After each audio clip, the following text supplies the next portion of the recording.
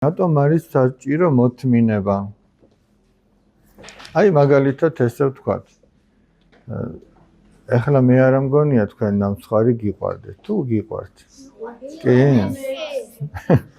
ნამცხარი ხო ყველა ბავშვს გიყვარს. დაუშვათ დედამ გადაწყვიტა რომ გამოაცხოს. და ათქვიფა მოკლედ აკეთებს და ჩაასხა და შედო ღუმელში. ყველაფერი მზად არის. ნახე საყვარელო, ნახე ყველაფერი მზად არის. შედო ღუმელში და ერთი რამე გააკლია. მოთმინება გააკლია. ჩვენ თუ შედებული არ იქნება, უკან გამოვიღებთ. იქნება ნამცხარი? ამიტომ მოთმინება ხო აკლია. დაუშვათ დაგითესიათ რამე? აი მაგალითად რა დაგითეს? აი შენ რა დაგითესი? სიმინდი ხო დაგითესი? აი დაუშვათ ორმო ამოთხარე, სიმინდი ჩააგდე და მიწა მიაყარე. და ახლა გაიარ გამოიარე და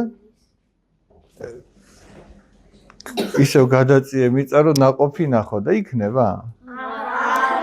ხო უნდა დაელოდო.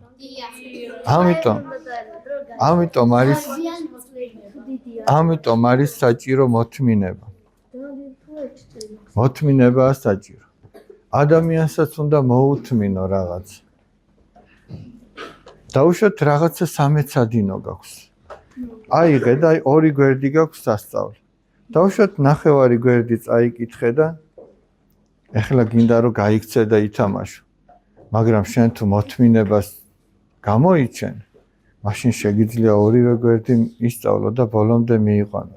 ყველა საქმეში ადამიანს სჭირდება მოთმინება. მოთმინების გარეშე არაფერი არ გამო. დაუშვათ ვიღაცამ ცუდი სიტყვა გითხრა. ვიღაცამ გაწყენინა. შენ თუ ამას მოითმენ და სამაგიეროს არ გადაუხდი, შეიძლება შემდგომში ყველაზე საუკეთესო მეგობრები გახდეთ. მაგრამ შენ თუ სამაგიეროს გადაუხდი, მაშინ შენც იმას არ დაემსგავსები? შენც უარესად არ მოიქცევი?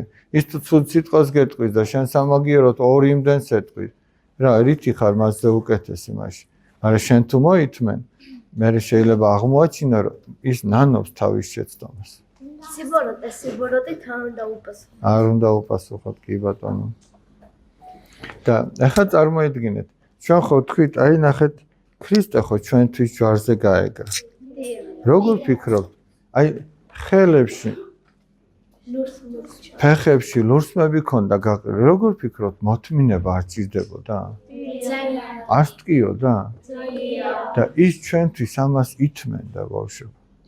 და ჩვენც ქრისტეს გულისთვის თუ ვეცდებით რომ მოვითმინოთ, ეს ჩვენთვის ძალიან დიდი ძალა იქნება.